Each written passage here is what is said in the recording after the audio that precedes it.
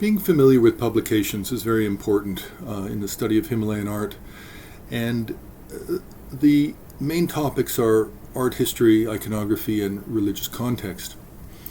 Now, for religious context, there's really three easy books, and this is all very subjective, but there are three easy books, easy publications, easy to acquire, if not by PDF off the internet, that are really, really essential. Now, if you're not prepared to go along with my three suggestions, then you really do have to come up with your own, and there are many, many different books that can be used. I have chosen my three, which I've recommended now for really for decades. The first is called The Tree of Enlightenment, and it's by a fellow I used to know who's passed now, but his name is Peter Della Santina. The publication is The Tree of Enlightenment, and this was done, I believe, based on a series of lectures done in Singapore back in the early 80s. Absolutely wonderful overview of Buddhism, and especially Himalayan and Tibetan Buddhism.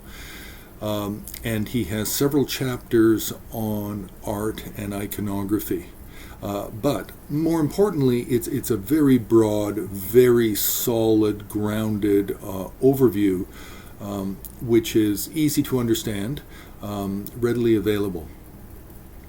The second book is called The Small Golden Key, and it also is by an author that I used to know, and he actually gave me a copy of the book prior to its publication.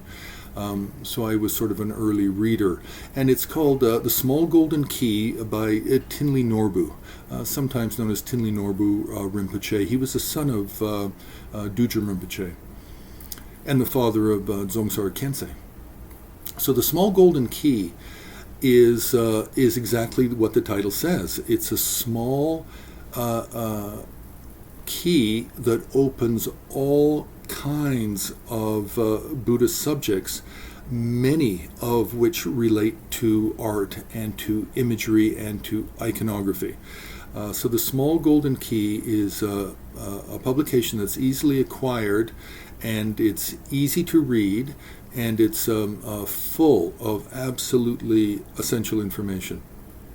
Now, the third book for religious context is the Buddhist Civilization in Tibet by Tulku Tundup.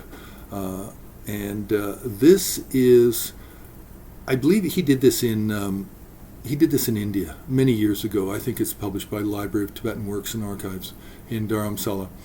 But this has absolutely wonderful information that help give you a very solid overview, which the other books, The Tree of Enlightenment and The Small Golden Key, don't offer. So it has, in some ways, the Tulku Tundup book is a little bit more academic, but it is so short and concise and clear that it doesn't have to be academic. It's just information rich.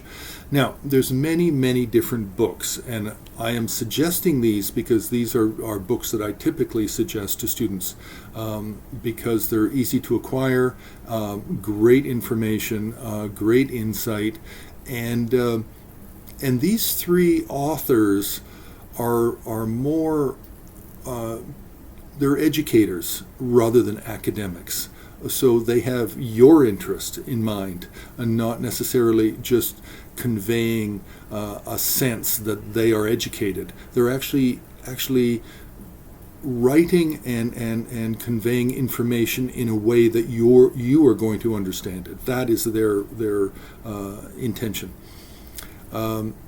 So press the like button. You can subscribe, and you can also join HAR on Patreon and help us fund what we do, because nothing really is free. Everything costs money, and the overhead for hosting over 100,000 images costs money. Security updates and making changes and fixing problems in the software for the database, all of this actually costs money, and it's money that we need to get from donors such as yourself, who are able to donate $3, $10, $20. Whatever you can donate is gratefully appreciated.